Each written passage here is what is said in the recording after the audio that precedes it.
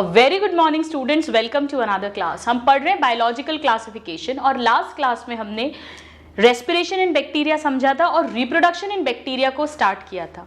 हमने देखा था कि मोर कॉमनली एसेक्सुअल रिप्रोडक्शन होता है बैक्टीरिया में और उसमें भी main mode of reproduction binary fission है जो फेवरेबल कंडीशंस में होता है। वन पेरेंट सेल से टू डॉटर सेल्स बनते हैं।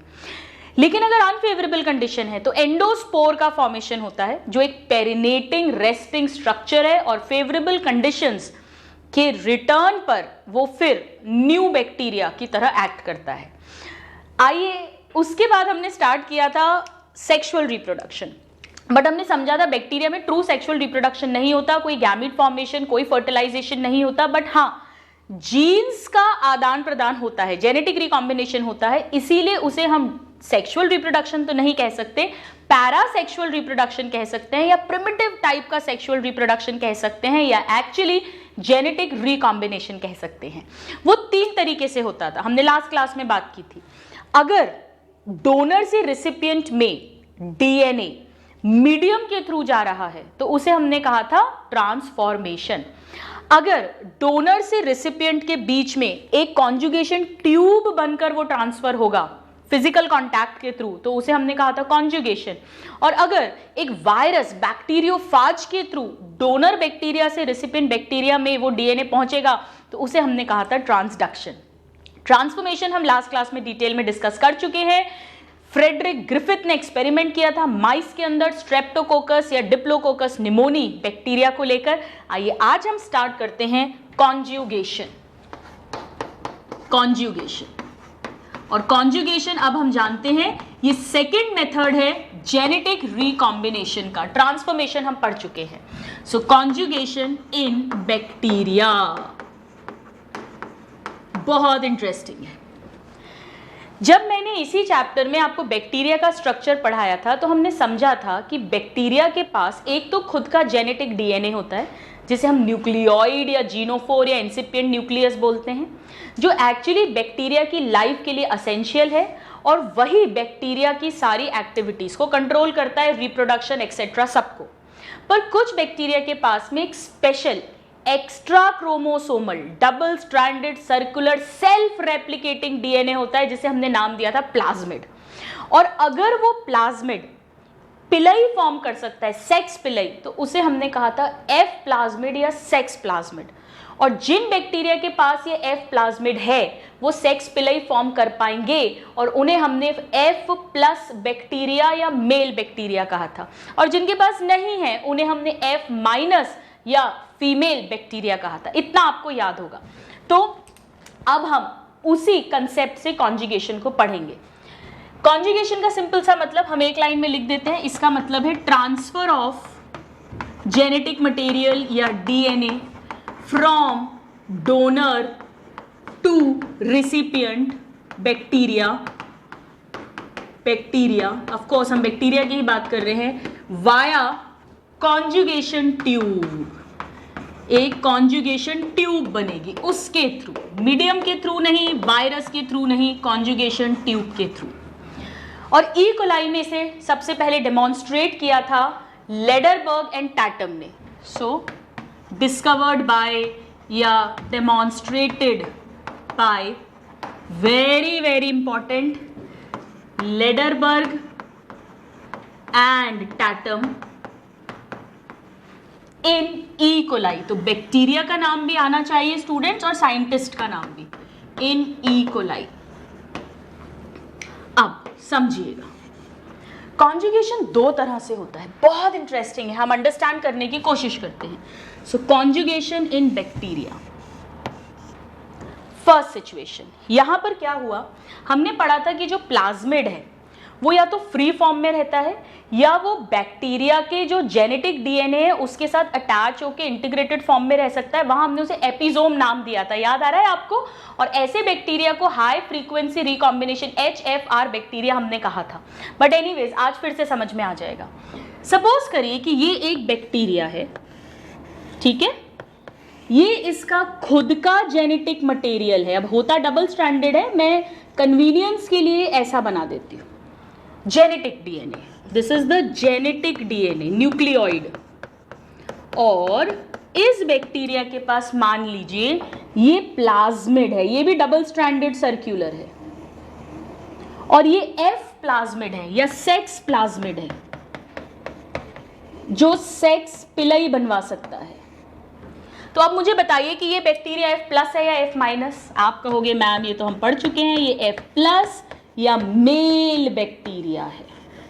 बिल्कुल सही है। ये एक और बैक्टीरिया है, इसके पास में भी इसका जेनेटिक मटेरियल है, लेकिन एफ प्लाज्मिड या सेक्स प्लाज्मिड एब्सेंट है। ये कैसा बैक्टीरिया है बताइए? ये एफ नेगेटिव या फीमेल बैक्टीरिया है। ये पास पास में जब आए, इस एफ प्लाज्मिड ने सेक्स पिलई बनाया, ये ऐसा, ये सेक्स पिलई है, और अब ये सेक्स पिलई इसके साथ अटैच होगा पूरा ऐसा, और ये इनके बीच में एक ब्रिज बन गया, एक पुल बन गया। उस पुल को हम कहेंगे कॉन्जुगेशन ट्यूब। ये बन गई कॉन्जुगेशन ट्यूब। तो एक्चुअली एफ प्लाज्मिड ने क्या किया? सेक्स पिलई बनाया, और इस सेक्स पिलई ने क्या किया? कॉन्जुगेशन ट्यूब बना दी। किसके बीच में? एफ प्लस और एफ माइनस बैक्टीरिया के बीच में। इनका फिजिकल कांटेक्ट हो गया। ठीक है, अब नेक्स्ट स्टेप में क्या होगा? इस ब्रिज के थ्रू, इस पुल को पार करके, पहले ये एफ प्लाज्मिड सेल्फ रेप्लिकेटिंग है, इसने अपनी कॉपी बना ली, सपोज और भी कॉपीज बना ली, और वो कॉपी यहां ट्रांसफर होकर आ गई। राइट? सो यहां पे क्या हुआ? Transfer of F plasmid from F plus two F minus bacteria. अब सिचुएशन क्या होगी? ये तो F प्लस है ही, और ये भी क्या हो जाएगा? F प्लस में कन्वर्ट। अब सिचुएशन ये है, और फिर कॉन्जुगेशन ट्यूब डिसॉल्व हो जाएगी, यानी ये तो हमारा था ही ओरिजिनल F प्लस, और अब F माइनस क्या बन गया? ये भी F प्लस बन गया। ये देखिए, F माइनस भी अब F प्लस में कन्वर्ट हो गया। F minus converted into F plus, यानी यहां पर जेंडर चेंज हो गया, बैक्टीरिया का सेक्स चेंज हो गया है स्टूडेंट्स। इसे सेक्स डक्शन कहते हैं। तो यहां पर क्या हुआ है? ध्यान दीजिएगा, F minus converted into F plus, that means female converted into male, यानी यहां पर क्या प्रेजेंट है? सेक्स डक्शन। कॉन्जुगेशन ही है, बट क्या हो गया है? सेक्स डक्शन। सेकेंड समझिएगा, सेकेंड पॉइंट ये है कि क्या यहां पर F माइनस के पास F प्लस का जेनेटिक डीएनए आया है? नहीं, इसका जेनेटिक डीएनए यहां नहीं आया, सिर्फ प्लाज्मिड आया है, यानी कि जेनेटिक रिकॉम्बिनेशन एक्चुअली नहीं हुआ है। प्लाज्मिड यहां आ गया है कॉन्जुगेशन ट्यूब के थ्रू, पर इसके जो जीन्स थे, जो इस बैक्टीरिया की लाइफ के लिए इंपॉर्टेंट थे, वो यहां पर नहीं आए हैं। यानी कि जो जेनेटिक रिकॉम्बिनेशन है, किसका? जेनेटिक डीएनए का। जेनेटिक रिकॉम्बिनेशन जेनेटिक डीएनए का, वो क्या है यहां पर स्टूडेंट्स? एब्सेंट है। और अगर वो एब्सेंट है, तो अब आप मुझे सोचकर बताइएगा कि इस कॉन्जुगेशन को मैं फर्टाइल कॉन्जुगेशन कहूं या स्टेराइल? ये स्टेराइल है स्टूडेंट्स, मेल स्टेराइल, मतलब जीन्स में जो एसेंशियल जीन्स हैं, जेनेटिक जीन्स हैं, उनमें कोई चेंज नहीं आया। इस कॉन्जुगेशन को कहते हैं स्टूडेंट्स मेल स्टेराइल कॉन्जुगेशन या male sterility conjugation, first type. यहां पर F माइनस F प्लस में कन्वर्ट हो गया, लेकिन सिर्फ प्लाज्मिड का जो है वो मूव करा है, जेनेटिक डीएनए मूव नहीं करा है। आइए अब हम सेकेंड सिचुएशन देखते हैं। और ऐसा क्यों हुआ है? क्योंकि ये प्लाज्मिड जेनेटिक डीएनए से सेपरेट था, फ्री था। अब सेकेंड सिचुएशन, सेकेंड सिचुएशन में जो हमारा F प्लस बैक्टीरिया है, सपोज ये एक F प्लस बैक्टीरिया है, ये इसके खुद का डीएनए है, जेनेटिक डीएनए है, और इसी जेनेटिक डीएनए के साथ अटैच्ड है प्लाज्मिड, एफ प्लाज्मिड यानी इंटीग्रेटेड फॉर्म में है। सो इस पूरे स्ट्रक्चर को हम क्या कहते हैं? अगर वो इंटीग्रेटेड फॉर्म में है, दिस इज कॉल्ड एपिजोम। वहां एपिजोम नहीं कहते हैं, वहां पर फ्री एफ प्लाज्मिड था, यहां पर एपिजोम है। एपिजोम का मतलब एफ प्लाज्मिड, कोई भी प्लाज्मिड हो सकता है, यहां F plasmid integrated with nucleoid या जेनेटिक डीएनए, ठीक है। और इसे हम एफ प्लस बैक्टीरिया नहीं कहते हैं। सिर्फ मेल नहीं है, ये है सुपर मेल। क्यों? अभी समझ में आएगा। So this is super male या मेटा मेल या HFR। क्यों? वो अभी समझ में आ जाएगा आपको। HFR bacteria. अब क्या हुआ, एक और बैक्टीरिया है जो F नेगेटिव है। F नेगेटिव मतलब खुद का डीएनए है लेकिन कोई F प्लाज्मिड नहीं है। ये F नेगेटिव या वही सेम फीमेल बैक्टीरिया है। अब क्योंकि यहां पर F प्लाज्मिड है तो ये डेफिनेटली क्या बनाएगा? ये बनाएगा सेक्स पिलई, और सेक्स पिलई फिर क्या फॉर्म कर देगा? कॉन्जुगेशन ट्यूब इन दोनों के बीच में, ठीक है। तो यहां पर भी सेम कहानी हुई है, इससे बना सेक्स पिलई और सेक्स पिलई ने फॉर्म कर दी कॉन्जुगेशन ट्यूब। इतनी कहानी सेम है यहां भी। आप समझना इनमें क्या होता है। इनमें ऐसा तो है नहीं कि एफ प्लाज्मिड अकेला आ जाए, यहां पर कुछ एंजाइम्स हैं इस सुपर मेल के पास, वो यहां पे कट लगा देते हैं, एक एंड पे कट लगा दिया, और अब ये जो जेनेटिक डीएनए है ये यहां पर आना शुरू करता है, ये शुरू करता है यहां आना।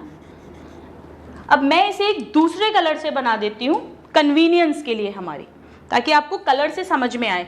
सपोज करो मैं इसे पिंक बना देती हूं, ठीक है, समझने के लिए। ये पिंक है। अब ये जो व्हाइट वाला आ रहा है यानी एफ, ये सुपर मेल का जो जेनेटिक डीएनए है वो धीरे धीरे आकर और इसके साथ अटैच होने लग जाता है, और यहां पर उसका रेप्लिकेशन होता जाता है, यानी यहां वो बनता जाएगा, यहां आता जाएगा, यहां बनता जाएगा।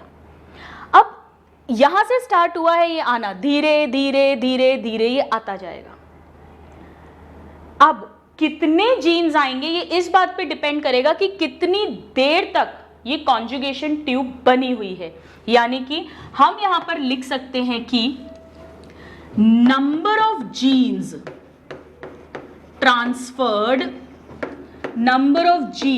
ट्रांसफर्ड किस पे डिपेंड करेगा?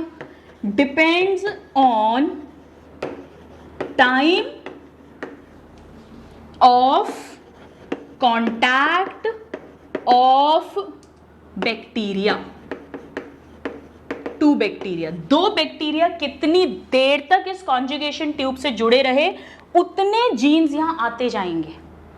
और जनरली ऐसा नहीं होता, 90 to 100 मिनट्स लगते हैं पूरा जीनोम यहां आने में, वैसा नहीं होता। ऑफ कोर्स ऐसा नहीं है खाली हो रहा है, यहां तो रेप्लिकेशन, यहां तो सेकंड कॉपी बनती ही जाती है।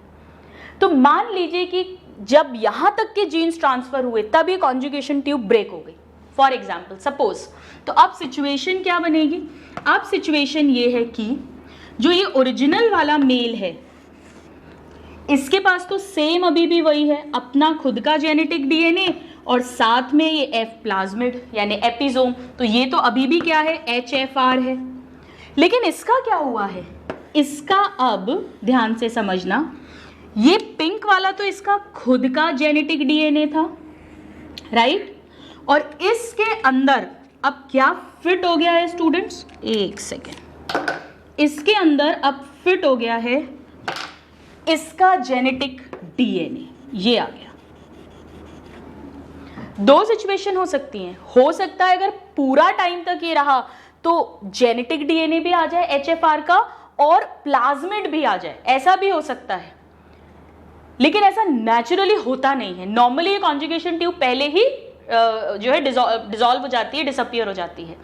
तो अब यहाँ पर ये जो बैक्टीरिया है, मुझे ये बताइए ये सेक्स पिलई बनाएगा कि नहीं बनाएगा? ये नहीं बना सकता सेक्स पिलई।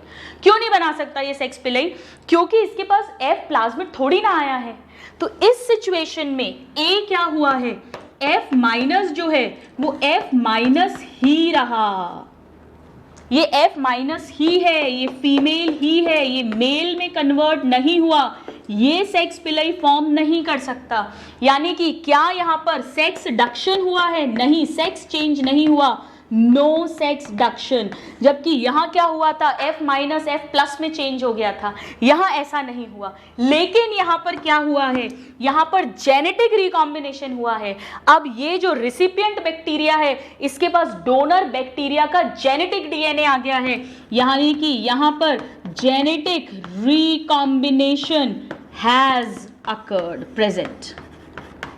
तो डिफरेंस समझ में आया आपको? ये जो बैक्टीरिया है रिसिपिएंट, ये रिसिपिएंट है, इसके अंदर इस डोनर के एसेंशियल जीन्स आ गए हैं, कुछ जीन्स आ गए हैं। इसे कहते हैं स्टूडेंट्स मेल फर्टिलिटी कॉन्जुगेशन या मेल फर्टाइल कॉन्जुगेशन। तो मेल स्टेराइल का मतलब है सिर्फ प्लाज्मिड ट्रांसफर हो रहा है, तो सेक्स तो चेंज हो रहा है, F माइनस F प्लस में कन्वर्ट हो रहा है, पर जो असेंशियल जेनेटिक डीएनए है वो ट्रांसफर नहीं हो रहा। और मेल फर्टिलिटी का मतलब है यहां पर प्लाज्मिड नॉर्मली ट्रांसफर नहीं होता, यानी सेक्स डक्शन नहीं हो रहा, F माइनस ही है, लेकिन जेनेटिक डीएनए पहुंच रहा है। Is it clear? अब यहां पर इसे HFR क्यों कहते हैं? क्या फुल फॉर्म है इस HFR का? मैं यहां लिखती हूं। HFR का मतलब है हाई, H से हाई, और FR मतलब F मतलब फ्रीक्वेंसी, हाई फ्रीक्वेंसी, और R मतलब रिकॉम्बिनेशन। इसको समझिएगा। इस सिचुएशन में प्लाज्मिड के जो भी जीन्स जा रहे हैं और इस सिचुएशन में जो भी जेनेटिक डीएनए के जीन्स जा रहे हैं, अगर हम उनको कंपेयर करें एक पर्टिकुलर टाइम ड्यूरेशन में, तो यहाँ पर स्टूडेंट्स रिकॉम्बिनेशन की फ्रीक्वेंसी 1000 गुना बढ़ जाती है, 10,000 टाइम्स, आई मीन 1000 से 10,000 गुना बढ़ जाती है।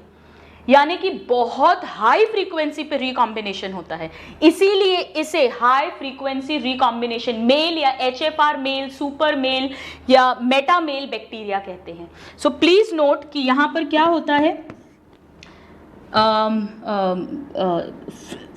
Increased frequency of recombination, increase frequency of recombination by 1000 times, 1000 to 10,000 times. Clear? So this is all about conjugation, a very important and a very interesting concept. आइए अब हम समझते हैं जो थर्ड स्टेप है। यहाँ भी डीएनए ट्रांसफर हो गया, एक जगह प्लाज्मिड डीएनए और एक तरीके से एक में जेनेटिक डीएनए। अब हम समझते हैं कि वायरस की हेल्प लेकर आखिर कैसे डोनर से रिसिपिएंट बैक्टीरिया में जेनेटिक डीएनए ट्रांसफर होता है। Please note this.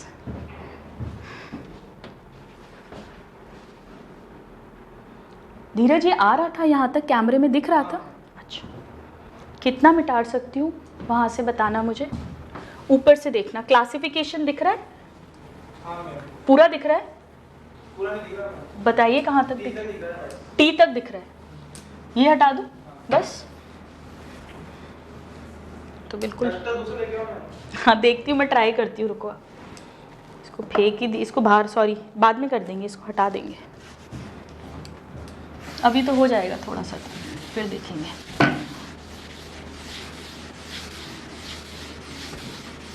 कितना टाइम हुआ है लेक्चर का? 18 मिनट। ठीक है।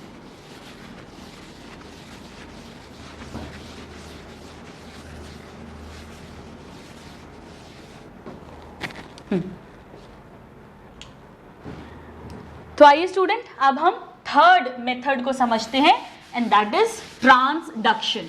ट्रांसडक्शन का मतलब है यहां पर ट्रांसफर होगा जेनेटिक डीएनए का from donor to recipient, but यहाँ हेल्प ली जाएगी वायरस की। ऐसा वायरस जो बैक्टीरिया को इन्फेक्ट करता है और उसे हम सब जानते हैं, कहते हैं बैक्टीरियोफाज या bacteriophage.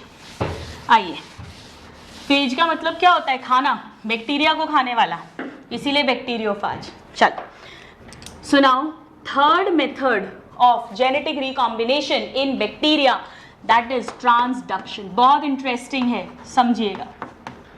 So transduction in bacteria. Now students, पहले इसकी डेफिनेशन लिख लेते हैं quickly. This is transfer of DNA from, बताइए आप ही लिखवाइए, donor to recipient bacteria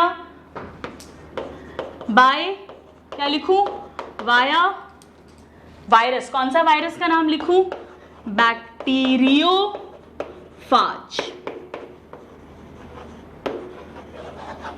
now मैंने लास्ट क्लास में एक नाम आपको बताना मैं भूल गई थी, I am sorry about it, कि इसका डेमोन्स्ट्रेशन लेडरबर्ग ने तो किया था, बट उनके साथ एक जिंडर साइंटिस्ट भी इन्वॉल्व थे. हम उनके कंट्रीब्यूशन को भूल नहीं सकते हैं. So it was demonstrated by Lederberg and Zinder. तो प्लीज आप उस क्लास के नोट्स में भी अपनी ये चीज ऐड कर लेना. और कौन सा बैक्टीरिया लिया था वो मैंने आपको लास्ट क्लास में बता दिया था. इन्होंने एक्सपेरिमेंट किया था साल्मोनेला टाइफीम्यूरियम में. ये सारे क्वेश्चंस आते हैं. टाइफीम्यूरियम, बताइए मैंने कैपिटल टी का स्मॉल टी क्यों किया? वो स्पीशीज है ना, स्पीशीज स्मॉल से स्टार्ट होती है. द लिविंग वर्ल्ड में पढ़ा है ना, बाइनोमियल नॉमेनक्लेचर. चलो अब ट्रांसडक्शन में क्या होता है समझना, बहुत इंटरेस्टिंग है. मैं बना रही हूं पहले एक वायरस. ये हमें पता है वायरस में एक प्रोटीन का कोट होता है. ये सपोज प्रोटीन का कोट है, ठीक है. इसमें एक हेड पार्ट होता है और एक टेल पार्ट होता है. बायोलॉजिकल ये हम वायरसेस में पढ़ेंगे भी. और ये मान लीजिए कि उसका डीएनए है. अब डबल स्ट्रैंडेड डीएनए है, मैं ऐसे बना देती हूँ कंफर्ट के लिए, ताकि हम अच्छे से इजीली शो कर सकें. ये एक वायरस है, और ये कैसा वायरस है जो बैक्टीरिया को अटैक करता है. यानी ये मैंने बनाया है बैक्टीरियोफेज वायरस. बैक्टीरियोफेज वायरस बनाया है मैंने. अब ये अटैक करेगा किसी एक बैक्टीरिया को. सपोज करो ये वो बैक्टीरिया है, ठीक है. उन्होंने साल्मोनेला लिया था, और इस साल्मोनेला की सेल वॉल होगी, सेल मेम्ब्रेन है, सब कुछ जो बैक्टीरिया में होता है. और ये मैं वाइट कलर से इसका जेनेटिक डीएनए बना रही हूँ. वही डबल स्ट्रैंडेड सर्कुलर डीएनए ये बना दिया मैंने. ये इसका जीनोम है या न्यूक्लियोइड है, किसका, बैक्टीरिया का. ये बैक्टीरिया है. अब जब ये वायरस इस बैक्टीरिया को अटैक करता है तो इसकी टेल में लाइसोजाइम एंजाइम होता है. और लाइसोजाइम हम पढ़ चुके हैं. लाइसोजाइम क्या करता है, ये पेप्टाइडोग्लाइकन्स को डाइजेस्ट करता है. और बैक्टीरिया की जो सेल वॉल है वो पेप्टाइडोग्लाइकन्स की बनी है, तो ये डिसॉल्व हो जाएगी. और अब ये अपने जेनेटिक डीएनए को वायरस यहां भेज देता है. ये आ गया वायरस का डीएनए. तो मैं इसको वीडीएनए लिख देती हूं. और ये है बैक्टीरियल डीएनए, यानी मैं इसे बीडीएनए लिख देती हूँ, ठीक है.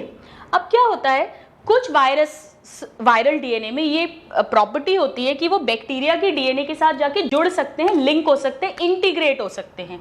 सो नेक्स्ट स्टेप में क्या हुआ, वीडीएनए इंटीग्रेट विथ बीडीएनए, ठीक है. B for Bombay, bacterial DNA.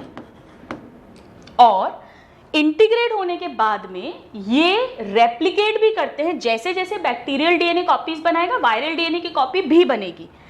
So second step है कि V DNA integrates and replicates with B DNA, ठीक है, without harming the bacteria. So no harm to bacteria. Bacteria को किल नहीं कर रहा है ये, ठीक है. यानी अभी सिचुएशन क्या है कि ये बैक्टीरिया है सपोज, ठीक है. ये बैक्टीरियल डीएनए है, बीडीएनए, और इसके साथ ये वायरल डीएनए जुड़ गया है और उसकी भी कॉपीज बनती जा रही हैं. बट बैक्टीरिया को कोई हार्म नहीं हुआ, ये अटैच हो गया यहां जाके, ठीक है. और सालों साल तक ऐसा चलता रहेगा। जैसे जैसे बैक्टीरिया डिवाइड करेगा ये डॉटर सेल्स में भी आता जाएगा। यानी कि इस समय पर जब वायरस बैक्टीरिया को हार्म नहीं कर रहा, उसको डिस्ट्रॉय नहीं कर रहा, उसको खा नहीं रहा, किल नहीं कर रहा, ऐसे बैक्टीरिया को कहते हैं lysogenic bacteria. So this is a lysogenic bacteria. तो कोई पूछे what is lysogenic bacteria? Lysogenic bacteria वो बैक्टीरिया है जिसके डीएनए में वायरस का डीएनए इंटीग्रेटेड है और उसके साथ रेप्लिकेट कर रहा है, लेकिन उसे हार्म नहीं पहुंचा रहा है। और इस वायरस की साइकिल को ही कहते हैं स्टूडेंट्स लाइसोजेनिक साइकिल। तो अभी क्या चल रही है? वायरस की लाइसोजेनिक साइकिल। कभी कभी अचानक से 10 जनरेशन, 20 जनरेशन, 100 जनरेशन बाद में ये वायरल डीएनए जागता है, एक्टिव होता है। और जब ये एक्टिव होता है तो ये अपने एमआरएनए और एमआरएनए से प्रोटीन्स बनाने लग जाता है, यानी अपने पार्टिकल्स, अपना हेड, अपना टेल, अपना जेनेटिक मटेरियल बनाकर और न्यू वायरसेस फॉर्म करने लग जाता है। और जब वो न्यू वायरसेस फॉर्म होंगे तो वो न्यू वायरसेस इस बैक्टीरिया के सेल को डिस्ट्रॉय कर देते हैं और फिर वो नए सेल्स में जाएंगे और फिर उनके साथ इंटीग्रेट होंगे, फिर वहाँ लाइसोजेनिक साइकिल चलेगी, फिर एक्टिव होंगे और फिर उन्हें तोड़ेंगे। इसे लाइटिक साइकिल बोलते हैं, जब बैक्टीरिया का लाइसिस होता है। तो ये कैसे होता है? ये वायरस इससे अलग आता है, हटता है और फिर ये अपने पार्टिकल्स बनाता है। बट कभी कभी क्या होता है, फॉल्टी डिटैचमेंट हो जाता है। मतलब सिर्फ वायरल डीएनए नहीं निकलता, साथ में थोड़ा सा पीस बैक्टीरियल डीएनए का भी इसके साथ आ जाता है। इसे हम एसिमेट्रिकल डिटैचमेंट बोलते हैं। सिमेट्रिकल तो मतलब सिर्फ वायरल डीएनए बाहर निकला, बट अब क्या होगा? Asymmetrical detachment. So next step जो है स्टूडेंट्स वो मैं यहां बनाती हूं। नेक्स्ट स्टेप में क्या हुआ? ए सिमेट्रिकल डिटैचमेंट ऑफ क्या? Viral DNA. मतलब वायरल डीएनए तो निकला ही, कुछ पीस बैक्टीरियल डीएनए का भी उसके साथ आ गया इसी बैक्टीरिया के अंदर। तो अब सिचुएशन क्या बनी? ये सपोज बैक्टीरिया है, अब बॉडी के कलर पे मत जाना, अलग अलग चौक यूज हो रही है। अब यहाँ पर क्या सिचुएशन है? ये तो है ही बैक्टीरिया का डीएनए और इसमें से अब बाहर आ गया है ये वायरल डीएनए, बट इस वायरल डीएनए के साथ में बैक्टीरियल डीएनए भी है, उसका छोटा कुछ जीन्स आ गए हैं। So this is V DNA and this is B DNA. अब ये इसी होस्ट की, इस बैक्टीरिया की मशीनरी को यूज करेगा और यूज करके न्यूक्लियेजेस एंजाइम बनाएगा और न्यूक्लियस एंजाइम बनाकर सबसे पहले इसे डिस्ट्रॉय कर देगा। लाइटिक साइकिल में यही होता है, चाहे वी डीएनए अकेला सिमेट्रिकली बाहर आए, चाहे इसके साथ बाहर आए। जैसे ही ये अपने खुद के पार्टिकल्स बनाना शुरू करता है स्टूडेंट्स, ये सबसे पहले इस बैक्टीरिया को डिस्ट्रॉय करता है, जहाँ खाता है पीता है उसी को मारता है। तो यहाँ पर क्या होगा? यहाँ पर दो चीजें होंगी। नंबर 1, डिस्ट्रॉय बैक्टीरियल डीएनए जो उसके साथ नहीं जुड़ा हुआ है वो, और साथ में ये एक और काम क्या करेगा? फॉर्मेशन ऑफ वायरल पार्टिकल्स, अपने पार्टिकल्स बनाना ये शुरू करेगा, वायरल पार्टिकल्स। मतलब अब सिचुएशन क्या होगी? इसी होस्ट की मशीनरी को यूज कर रहा है स्टूडेंट्स। इसका डीएनए तो खत्म कर दिया, इसका डीएनए खत्म हो गया, यानी अभी बैक्टीरिया ज्यादा दिन जिंदा नहीं रह सकता है। अब इसने इसकी मशीनरी को यूज कर कर अपने हेड बना लिए खूब सारे, ये हेड बना लिए, खूब सारी अपनी टेल बना ली और अपना डीएनए रेप्लिकेट किया। लेकिन अब इसके डीएनए के साथ हर जगह बैक्टीरियल डीएनए भी रेप्लिकेट हो रहा है जो इसके साथ दोस्ती करके बाहर निकल के आया था। हर जगह वीबी। सो वायरल पार्टिकल्स बनने लग गए हैं और अब ये इसको ब्रेक कर देगा, इस बैक्टीरियल सेल का लाइसिस कर देगा, तोड़ देगा। Lysis of bacterial cell, bacteria, इसे, इस पूरे को कहते हैं स्टूडेंट्स लाइटिक साइकिल। तोड़ना, लाइसिस। जब वायरल डीएनए बैक्टीरियल डीएनए के साथ जुड़ा हुआ था, रेप्लिकेट कर रहा था, पर और वायरस नहीं बना रहा था, बैक्टीरिया को डैमेज नहीं कर रहा था, उसे नुकसान नहीं पहुंचा रहा था, उसे लाइसोजेनिक साइकिल बोलते हैं। बट जैसे ही वो उसे एक्टिव होकर वायरसेस बनाकर उसे तोड़ता है, उसे लाइटिक साइकिल बोलते हैं। ये नॉर्मल लाइटिक साइकिल भी हो सकती है जहां पे सिर्फ वायरस के अंदर वायरस का डीएनए आएगा या बैक्टीरियल डीएनए भी आ गया है। इस वायरस को अब क्या कहेंगे? पहले इसने लाइसिस किया, लाइसिस करने के बाद में अब ये अपने सब पार्ट्स को जोड़ेगा। भाई कॉलर बन गई, स्लीव्स बन गई, अब पॉकेट बन गई, अब इन सब पार्ट्स को जोड़ना है ताकि शर्ट बन जाए। इसे कहते हैं असेंबली ऑफ, जोड़ेंगे असेंबली ऑफ वायरल पार्ट्स। और जब वायरल पार्ट्स की असेंबली हुई, बैक्टीरिया तो अब टूट चुका है, तो अब हमारे पास बहुत सारे बैक्टीरियोफेज बन गए हैं। मैं 2 बना देती हूं, और इनके अंदर वायरल डीएनए है और उस वायरल डीएनए के साथ बैक्टीरियल डीएनए का भी कुछ पार्ट आ चुका है। इस तरह के बैक्टीरियोफेज को, ये जो बैक्टीरियोफेज है अब ये अब ट्रांसडक्शन कर सकता है। मतलब ये जब अब किसी नए बैक्टीरिया के पास जाएगा, उसे अटैक करेगा और उसमें अपना डीएनए भेजेगा, तो ये खुद का डीएनए तो भेजेगा, साथ में किसी डोनर बैक्टीरिया का भी डीएनए लेकर आया है, यानी अब ये ट्रांसडक्शन कराएगा। तो इसे कहते हैं स्टूडेंट्स ट्रांसड्यूसिंग फाज। अब ये बन गया ट्रांसड्यूसिंग फेज या फाज। वेरी वेरी इंटरेस्टिंग, क्योंकि इसके पास में अब किसी डोनर बैक्टीरिया का डीएनए भी है। इतना समझ आया? अच्छा, यहाँ एक चीज और लिख लेते हैं, यहां ध्यान दीजिएगा।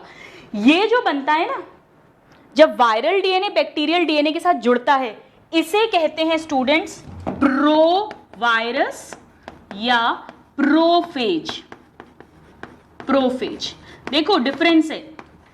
जब बैक्टीरिया के जेनेटिक डीएनए के साथ प्लाज्मिड जुड़ा था तो हमने उसे एपिजोम कहा था, और जब बैक्टीरिया के डीएनए के साथ वायरस का डीएनए जुड़ता है तो हम उसे प्रोफेज बोलते हैं। ये सब क्वेश्चंस पूछे जाते हैं। आ रहा है मजा? अब क्या होगा? अब ये ट्रांसड्यूसिंग फाज तैयार हो गया बनके। अब इसने किसी दूसरे बैक्टीरिया को इन्फेक्ट किया। सो लेट अस सपोज इसने किसी इस बैक्टीरिया को इन्फेक्ट किया। ये अब रिसिपिएंट है, रिसिपिएंट बैक्टीरिया। पहला वाला क्या बन गया? अब डोनर बन गया। और अब फिर से ये अटैच हुआ, ठीक है। इसके पास खुद का डीएनए है जिसके साथ बैक्टीरियल डीएनए जुड़ा हुआ है। फिर से लाइसोजाइम एंजाइम ये डिग्रेड करा। अच्छा, इस बैक्टीरिया का ये सपोज इसका डीएनए है, खुद का डीएनए, रिसिपिएंट का डीएनए है। अब क्या होगा? ये अंदर आए। क्या क्या अंदर आया है? वायरस का डीएनए और डोनर वाले बैक्टीरिया का डीएनए। ये इसके साथ अब फिर इंटीग्रेट करेगा। इंटीग्रेट करेगा तो अब मुझे बताइए कि क्या सिचुएशन बनेगी। अब जो सिचुएशन बनी, इस बैक्टीरिया का खुद का डीएनए ये रहा, इसके अंदर कुछ पार्ट वायरस का डीएनए और कुछ जीन्स आ गए दूसरे बैक्टीरिया के। हो गया जेनेटिक रिकॉम्बिनेशन। डोनर बैक्टीरिया से रिसिपिएंट बैक्टीरिया के अंदर कुछ जेनेटिक डीएनए आ गया with the help of bacteriophage. This is what we call transduction. यहां पर स्टूडेंट्स ये जो डीएनए है जो इस रिसिपिएंट का खुद का है, खुद का इसी के अंदर का, इसे कहते हैं एंडोजीनोड। एंडोजीनोड ये रिसिपिएंट का। और इसके पास जो बाहर से डोनर का डीएनए आया है इसे कहते हैं एक्सोजीनोड। और ये जो पूरा स्ट्रक्चर बना है जिसमें एंडोजीनोड भी है, एक्सोजीनोड बाहर से आने वाला डीएनए भी है, इस पूरे स्ट्रक्चर को कहते हैं स्टूडेंट्स मीरो। मीरो मींस बीच का, सो मीरोजीनोड या पार्शियल जाइगोट। Partial zygote. सारे क्वेश्चंस हैं। प्रोफेज, प्रोवायरस क्या है, एपिजोम क्या है, ट्रांसड्यूसिंग फाज क्या है, और इस तरह से जेनेटिक रिकॉम्बिनेशन हो गया। यहां ध्यान रखिए, मैं बताना भूल गई आपको, जब हमने कॉन्जुगेशन पढ़ा था वहां जब हमने HFR वाली कंडीशन पढ़ी थी, वहां क्या हुआ था, जैसे ये ई कोलाई है सपोज, सो ई कोलाई में क्या हुआ था कि F नेगेटिव वाला जो ई कोलाई था उसके पास खुद का जेनेटिक मटेरियल था ये, और उसके जेनेटिक मटेरियल में HFR वाले का भी कुछ जेनेटिक मटेरियल आ गया था। वहां पर भी इसके खुद के जेनेटिक मटेरियल को एंडोजीनोट कहेंगे, HFR वाला का जो जेनेटिक मटेरियल आया है उसको जो है एक्सोजीनोट कहेंगे, बाहर से आया है, और इस पूरे को मीरोजीनोट या पार्शियल जाइगोट कहेंगे। तो ये कॉमन पॉइंट है, राइट। सो इसे मैं यहां हटा देती हूँ, समझना बहुत आसान है। जो भी रिसिपिएंट का खुद का है, अंदर का खुद का, वो एंडो, जो बाहर से आ रहा है एक्सो, कुल मिलाकर जो बना वो मीरो या पार्शियल जाइगोट, राइट। तो ये कॉन्जुगेशन में एक बार ऐड कर लेना, वो नामकरण कर लेना, एंडोजीनोट, एक्सोजीनोट, मीरोजीनोट। तो इस तरह से ट्रांसडक्शन हो गया। Very, very interesting. From donor to recipient by means of virus. So please note this, and then we'll move on to the next topic. So students, तीनों methods of genetic recombination bacteria आने चाहिए। Transformation, conjugation, transduction, तीनों के scientist और किन bacteria में उन्हें demonstrate किया गया था। This is very, very important. So with this we complete the reproduction in bacteria. सो हमने बैक्टीरिया में बैक्टीरिया के कैरेक्टरिस्टिक फीचर्स को देखा, हमने बैक्टीरिया में न्यूट्रिशन के बारे में बात की, हमने बैक्टीरिया का रेस्पिरेशन देखा, और हमने बैक्टीरिया में रिप्रोडक्शन को देखा। इसे ही पैरासेक्सुअल रिप्रोडक्शन भी बोल सकते हैं, क्योंकि ये ट्रू सेक्सुअल नहीं है, it is parallel to sexual reproduction. Genetic recombination हो रहा है, डीएनए का एक्सचेंज हो रहा है, क्योंकि from one donor bacteria to another recipient bacteria. अब स्टूडेंट्स हमें इसके बाद में बैक्टीरिया की इकोनॉमिक इंपॉर्टेंस पढ़नी होती है, यानी कि उसके हार्मफुल इफेक्ट्स क्या हैं और उसके बेनिफिट्स क्या हैं। बट उसके पहले मैं वो बाद में कवर करूंगी, पहले हम सभी groups of true bacteria and Archie bacteria देखते हैं, फिर हम उन्हें एक साथ डिस्कस करेंगे, ताकि हमारे लिए बहुत ईजी हो जाएगा याद रखना। बहुत सारे बैक्टीरिया हैं स्टूडेंट्स जो डिजीज कॉज करते हैं, हमने बहुत सारे पढ़े हैं, जैसे टीबी माइकोबैक्टीरियम ट्यूबरकुलोसिस बैक्टीरिया से होती है, लेप्रेसी कुष्ठ रोग माइकोबैक्टीरियम लेप्री से होता है, डिप्थीरिया बैक्टीरिया से होता है, प्लेग बैक्टीरिया से होता है, निमोनिया बैक्टीरिया से होता है, सो मेनी डिजीजेस। बहुत सारे यूजफुल बैक्टीरिया हैं, जैसे दही जो बनता है लैक्टोबैसिलस, वो बैक्टीरिया से बनता है। बहुत जगह पर बैक्टीरिया यूज होता है, नाइट्रोजन फिक्सेशन में बैक्टीरिया बहुत अच्छा काम करता है। So there are many positives and many negatives of bacteria, but हम उसे बाद में लेंगे। आज मैं ट्रू बैक्टीरिया, यू बैक्टीरिया का बहुत इंपॉर्टेंट ग्रुप स्टार्ट कर रही हूं, एंड दैट इज साइनोबैक्टीरिया, जिसे हम कहते हैं blue green algae. Blue green algae, one of the group of true bacteria. हमें माइकोप्लाज्मा पढ़ना है, रिकेचिया, एक्टिनोमाइसीटीज ये पढ़ना है, आर्की बैक्टीरिया पढ़ना है, और फिर हम प्रोटेस्टा पर जाएंगे। नाउ इसका नाम में ध्यान से देखो, ब्लू ग्रीन एल्गी। आज की तारीख में हम जानते हैं कि एल्गी जो है वो किस में आता है students? Brown algae, red algae, ये प्लांटी किंगडम में आते हैं, ये यूकैरियोटिक होते हैं, जबकि ये प्रोकैरियोटिक है।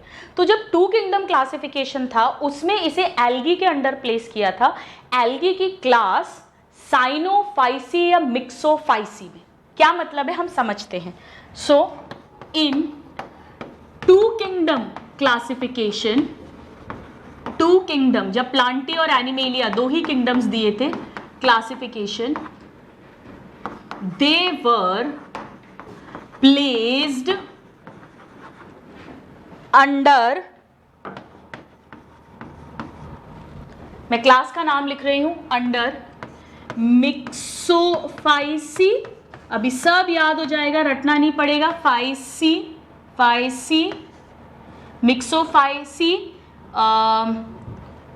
And cyanophyceae, cyanophyceae class of algae. समझना क्यों।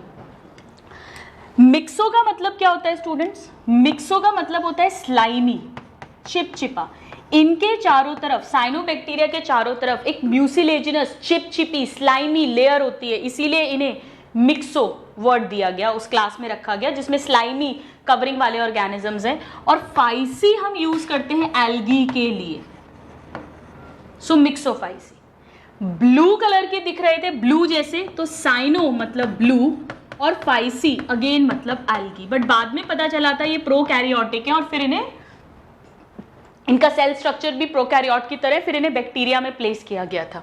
सो इन 5 किंगडम क्लासिफिकेशन, बताइए किन्होंने दिया था 5 kingdom classification? Very good, Whittaker ने। कब दिया था?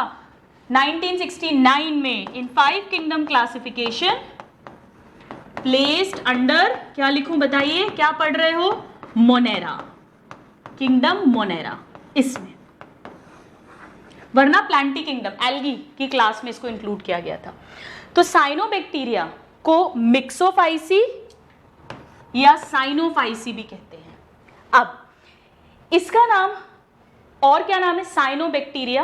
अब बैक्टीरिया कहेंगे, पहले साइनोफाइसी बोलते थे, और इसे ब्लू ग्रीन एल्गी भी बोलते हैं। नाम से समझ में आ रहा है इसमें कुछ पिगमेंट्स मिलने वाले हैं जो इसको ब्लू या ग्रीन कलर देते हैं। बट स्टूडेंट्स, सभी साइनोबैक्टीरिया ब्लू ग्रीन कलर के नहीं होते हैं, कुछ रेड कलर के भी होते हैं। जैसे जो रेड सी है, लाल समुद्र, उसका रेड कलर ही एक साइनोबैक्टीरिया के कारण है जो रेड कलर का है। सो यहां पर मैं लिख देती हूं, blue green algae also called, ऐसा लिखते हैं, also known as blue green algae, blue green algae. But ये एल्गी नहीं है, ये क्या है? बैक्टीरिया है, ट्रू बैक्टीरिया का ही एक ग्रुप है। नाउ सभी ब्लू ग्रीन कलर के नहीं है, तो यहां पे बहुत इंपॉर्टेंट क्वेश्चन है, red colour of red sea is imparted by cyanobacteria, very very important. Now ये जो साइनोबैक्टीरिया है स्टूडेंट्स, इसकी एक बड़ी इंटरेस्टिंग, बहुत ही इंटरेस्टिंग फीचर है कि एवोल्यूशन चैप्टर में मैं आपको पढ़ाऊंगी 12th क्लास में, कि जब अर्थ पे लाइफ फॉर्म हुई थी तो उस समय पर फ्री ऑक्सीजन नहीं था, मॉलिक्यूलर ऑक्सीजन O2 एटमॉस्फेयर में नहीं था। उस समय का एनवायरनमेंट जो था वो ऑक्सीडाइजिंग नहीं, रिड्यूसिंग टाइप का था। सबसे पहला ऑर्गेनिज्म जो इवॉल्व हुआ, साइनोबैक्टीरिया, उसने वाटर को यूज करना शुरू किया फोटोसिंथेसिस की रिएक्शन में, और वाटर में से हाइड्रोजन तो वो CO2 को दे देता है ताकि कार्बोहाइड्रेट बन जाए C6H12O6, और ऑक्सीजन फ्री रिलीज हो जाती है। तो इसके पहले तक जितने बैक्टीरिया इवॉल्व हुए वो या तो हेट्रोट्रॉफिक थे या एनऑक्सीजेनिक फोटोसिंथेसिस करते थे। याद है आपको, मैंने आपको पढ़ाया था लास्ट दो क्लास के पहले, 2 लेक्चर के पहले, जहां मैंने न्यूट्रिशन इन बैक्टीरिया बताया था, वहां पर आपको पर्पल सल्फर और ग्रीन सल्फर बैक्टीरिया पढ़ाया था जो H2S या थायोसल्फेट्स को हाइड्रोजन या इलेक्ट्रॉन डोनर की तरह यूज करते हैं और सल्फर रिलीज कर रहे थे एनवायरनमेंट में, ऑक्सीजन नहीं कर रहे थे। तो ये पहले ऐसे ऑर्गेनिजम्स हैं जिन्होंने एनवायरनमेंट में फ्री ऑक्सीजन को डिलीवर किया और रिड्यूसिंग से ऑक्सीडाइजिंग टाइप का एनवायरनमेंट हमारा बनाया, जो बहुत बड़ी क्रांति है, क्योंकि O2 से ही फिर O3 यानी ओजोन बनी, और ओजोन के बनने से सन की यूवी रेस का आना अर्थ पे स्टॉप हुआ। सो यहां पर मैं लिखती हूं, first organisms to release free oxygen या मॉलिक्यूलर ऑक्सीजन इनटू एनवायरनमेंट, यानी कि ये फर्स्ट ऑर्गेनिजम्स थे जिन्होंने ऑक्सीजेनिक फोटोसिंथेसिस परफॉर्म किया। So they were the first organisms to perform oxygenic photosynthesis. इसके पहले जितने भी फोटो ऑटोट्रॉफ्स थे, फोटोसिंथेसिस होता था बैक्टीरिया के द्वारा, वो सारा का सारा एनऑक्सीजेनिक था, ऑक्सीजन नहीं निकलती थी। यानी कि हम क्या कह सकते हैं, that they converted reducing environment of earth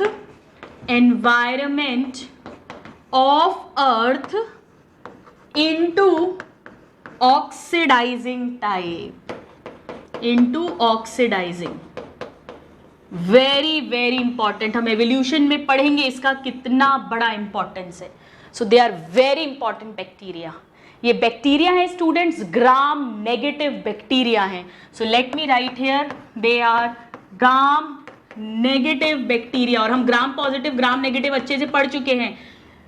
gram negative में हमने पढ़ा था कि उसमें जो वॉल होती है वो डबल लेयर्ड होती है, cell wall, peptidoglycan plus lipopolysaccharides LPS की भी लेयर होती है। हमने सब डिफरेंसेस पढ़े थे। So they are a type of gram negative bacteria.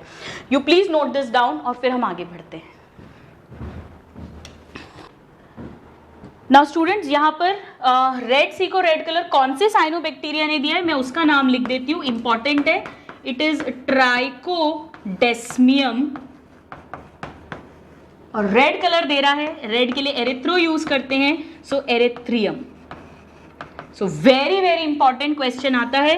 ट्राइकोडेस्मियम एरिथ्रियम नाम का साइनोबैक्टीरिया है जिसके कारण से रेड कलर मिला रेड सी को।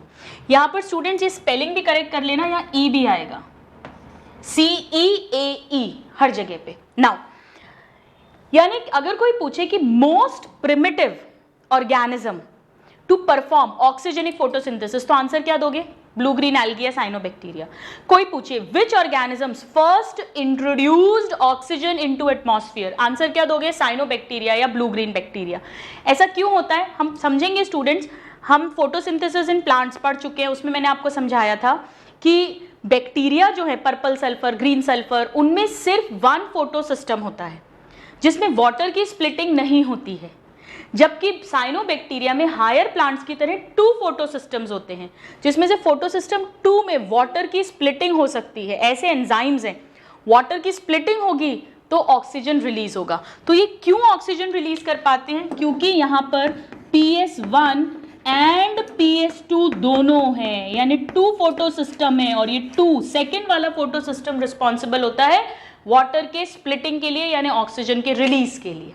Now so this is a basics कि उसे Cyanophyceae, Myxophyceae, cyanobacteria, blue green algae, but इनका और भी कलर हो सकता है। सबसे पहले ऑक्सीजनिक फोटोसिंथेसिस परफॉर्म किया था इन्होंने, बहुत बहुत इंपॉर्टेंट है हमारे एवोल्यूशन में। अब हम बात करते हैं ये मिलते कहाँ पर हैं। So let's talk about their occurrence.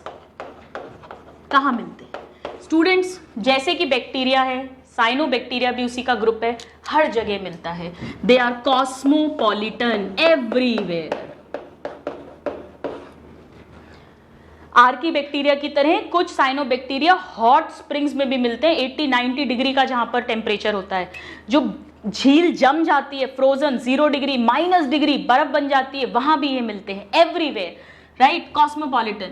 Mostly ये पानी में मिलते हैं, लैंड पर भी मिल सकते हैं, और पानी में भी ये मोस्टली फ्रेश वाटर में मिलते हैं, यानी लेक, पॉन्ड्स, और कुछ होते हैं जो मेरीन वाटर में मिलते हैं, जैसे सी ओशियन जो खारा पानी है। सो यहां मैं लिखती हूं mostly fresh water forms, mostly, but सब जगह मिल रहे हैं मोस्टली, एंड सम पानी में, खारे पानी में, सॉल्टी वाटर में मेराइन, और कुछ इवन लैंड पे यानी टेरेस्ट्रियल। कुछ फ्रोजन लेक्स में भी मिलते हैं सब जगह, और कुछ हॉट वाटर स्प्रिंग्स में भी मिलते हैं। नाउ ये जो साइनोबैक्टीरिया ये फ्रीली भी रह सकते हैं स्टूडेंट्स, और ये ऑलमोस्ट हर ऑर्गेनिज्म के साथ, प्लांट्स के साथ, एनिमल्स के साथ, एल्गी के साथ, फंगस के साथ, टेरिडोफाइट्स, फर्न्स के साथ, जिम्नोस्पर्म्स, एंजियोस्पर्म्स, सबके साथ कोई ना कोई साइनोबैक्टीरिया सिम्बायोटिक रिलेशनशिप बना सकता है। सिम्बायोटिक रिलेशनशिप हम जानते हैं, अच्छे वाले मेहमान, सुपीरियर क्वालिटी, एस से सुपीरियर, एस से सिम्बायोटिक, सुपीरियर वाले मेहमान, यानी कि जो हमारे घर आएंगे, खाएंगे, पिएंगे, रहेंगे और बदले में हमें हेल्प करके जाएंगे। तो ये प्लांट के साथ या फर्न, एंजियोस्पर्म, जिम्नोस्पर्म, एल्गी, उनके साथ रहेंगे, उनकी हेल्प करेंगे और उनसे न्यूट्रिशन और शेल्टर लेंगे, PG accommodation, providing help to them. So यहां पर मैं लिखती हूं that they show symbiotic association, symbiotic यानी helpful association with almost all organisms, almost all types of organisms, almost all types of organisms, सभी के साथ तकरीबन ये एसोसिएशन भी शो करते हैं। मतलब ये फ्रीली लिविंग भी हो सकते हैं और एसोसिएशन में भी हो सकते हैं। जैसे यहाँ पे मैं 2 के एग्जाम्पल्स लिख रही हूँ क्योंकि वो बहुत कॉमनली पूछे जाते हैं। स्टूडेंट्स, एक पानी का फर्न है, एक्वाटिक फर्न, एक्वाटिक फर्न, जिसका नाम है अजोला। क्या नाम है? अजोला। ये फर्न टेरिडोफाइट का नाम है। इसकी जो पत्तियां हैं, लीव्स है, उनके साथ एक साइनोबैक्टीरिया रहता है जिसका नाम है एनाबीना अजोले। जीनस है एनाबीना और स्पीशीज हमने दे दिया नाम अजोले क्योंकि वो किसके साथ मिलेगा? अजोला प्लांट के साथ। ये इनके साथ रहता है, खाता है, पीता है और नाइट्रोजन फिक्सेशन में हेल्प करता है। कैसे हम देखेंगे। ऐसे ही स्टूडेंट्स एक प्लांट है, एक ये तो टेरिडोफाइट है, एक जिम्नोस्पर्म होता है cycas. Cycas, this is a gymnosperm, right? Gymnosperm. इसकी जो रूट्स हैं, जड़ें, जिन्हें कोरालॉइड रूट्स कहते हैं, कोरालॉइड रूट्स। पूछते हैं स्टूडेंट साइकस की रूट्स कैसी हैं? कोरालॉइड रूट्स। उनके साथ भी एक साइनोबैक्टीरिया रहता है। जीनस वही है एनाबिना, पर उसको नाम साइकेडी दे दिया क्योंकि साइकस के रूट्स के साथ है। सो एनाबिना, एनाबिना साइकेडी, साइकेडी। ये भी इनके साथ रहता है, न्यूट्रिशन लेता है, शेल्टर लेता है और बदले में नाइट्रोजन फिक्स करता है। हम देखेंगे नाइट्रोजन फिक्सेशन एक बहुत बढ़िया इसका फंक्शन होता है। सो एनाबिना हमने 2 स्पीशीज देखी जो हेल्पफुल है, एसोसिएशन है, एक टेरिडोफाइट के साथ, फर्न के साथ और एक जिम्नोस्पर्म्स के साथ। और भी एसोसिएशंस हैं जो हम पढ़ेंगे। सो this is about it's occurrence. आप इसको नोट करो, फिर हम देखते हैं उसका बॉडी स्ट्रक्चर कैसा होता है। तो स्टूडेंट्स, हमने देखा कि साइनोबैक्टीरिया बहुत इंपॉर्टेंट है, अकेले भी रह सकते हैं, फ्री लिविंग, एसोसिएशन भी शो कर सकते हैं, हेल्पफुल होते हैं, सभी जगह मिलते हैं। अब आइए हम देखते हैं कि इनका स्ट्रक्चरल ऑर्गेनाइजेशन कैसा है। स्ट्रक्चरल ऑर्गेनाइजेशन का मतलब अभी अपन समझते हैं। स्ट्रक्चरल ऑर्गेनाइजेशन मतलब ये सिंगल सेल्ड है या मल्टी सेल्यूलर है। अब आप कहोगे कि मैम मल्टी सेल्यूलर तो हो नहीं सकते ना, क्योंकि सारे प्रोकैरियोट, सभी बैक्टीरिया यूनिसेल्यूलर है। आप बिल्कुल सही कह रहे हो। समझना, या तो ये यूनिसेल्यूलर है, यूनिसेल्यूलर ही है, एक साइनोबैक्टीरिया एक ही सेल का बना है और वो अकेला एक ही फॉर्म में, एक ही अकेला रहता है, किसी के साथ अटैच होके या फ्री लिविंग। लेकिन सपोज करिए कि कुछ ऐसे साइनोबैक्टीरिया हैं, एक ही साइनोबैक्टीरिया है, लेकिन वो हमेशा एक धागे के रूप में, एक माला के रूप में, एक चेन बनाकर रहते हैं, कुछ इस तरह से। जैसे सपोज ये एक साइनोबैक्टीरिया है, ये एक और साइनोबैक्टीरिया है, एक और, राइट? इस तरह से ये ऐसे ही मिलेंगे। इनका सबका अपना न्यूक्लियोइड होगा, प्लाज्मा मेम्ब्रेन, सेल वॉल, और इनके चारों तरफ चिपचिपी स्लाइमी लेयर है, लाइक दिस। तो मैं इसको ऐसे बना देती हूँ, म्यूसिलेजिनस शीट। तभी तो इसे मिक्सोफाइसी में रखा था। ये रही पूरी वो चिपचिपी वाली शीट, लाइक दिस। ये कैसे है स्टूडेंट्स? है तो यूनिसेल्यूलर, पर ये हमेशा ऐसे ही मिलेंगे। तो दूर से देखने पे ये कैसा लग रहा है? एक धागे की तरह, एक फिलामेंट की तरह। तो इस फॉर्म को हम क्या कहेंगे? Filamentous form, right? फिलामेंटस। तो फिलामेंटस साइनोबैक्टीरिया का मतलब एक एक बैक्टीरिया तो सिंगल सेल्ड ही है, लेकिन वो हमेशा फिलामेंट की तरह मिलते हैं। ये जो फिलामेंट है, ऑफ कोर्स इसका सब न्यूक्लियोइड वगैरह सब कुछ होगा, साइटोप्लाज्म सब होगा। इस पूरे फिलामेंट को ट्राइकोम कहते हैं। So let me write here, filament is known as trichome. तो व्हाट इज ट्राइकोम? ट्राइकोम का मतलब है साइनोबैक्टीरिया का जो फिलामेंट होता है उसे ही हम ट्राइकोम कहते हैं। ट्राइकोम। तो इसमें ट्राइकोम क्या है? ये पूरा, this entire thing, this is trichome, ये पूरा। और filament is, late me write here, filament is surrounded by, बताइए मैं क्या लिखूं? It is always surrounded by a slimy layer which is called mucilaginous sheath. Mucopolysaccharide और प्रोटीन्स यानी म्यूकोपॉलीपेप्टाइड्स की बनी होती है। सो दिस इज म्यूसिलेजिनस शीथ। जैसा अभी मैंने आपको एग्जाम्पल बताया ना, एनाबीना, वो इसी कैटेगरी का है, वो ऐसे ही मिलता है, एनाबीना या नॉस्टॉक हम पढ़ेंगे, या ऑसिलेटोरिया, तीनों नाम रटे होने चाहिए, ऑसिलेटोरिया। ये सब फिलामेंटस ब्लू ग्रीन एल्गी या फिलामेंटस साइनोबैक्टीरिया है। जबकि यूनिसेल्युलर की अगर हम बात करें स्टूडेंट्स, तो इसमें एग्जाम्पल है एक एनासिस्टिस। एनासिस्टिस, हालांकि एनासिस्टिस कभी कभी दो चार के ग्रुप्स में भी मिलता है, बट हमें याद यही रखना है आपके लेवल पर। और एक बड़ा इंपॉर्टेंट एग्जाम्पल है स्टूडेंट्स इसमें स्पाइरुलिना, वेरी वेरी इंपॉर्टेंट। क्यों?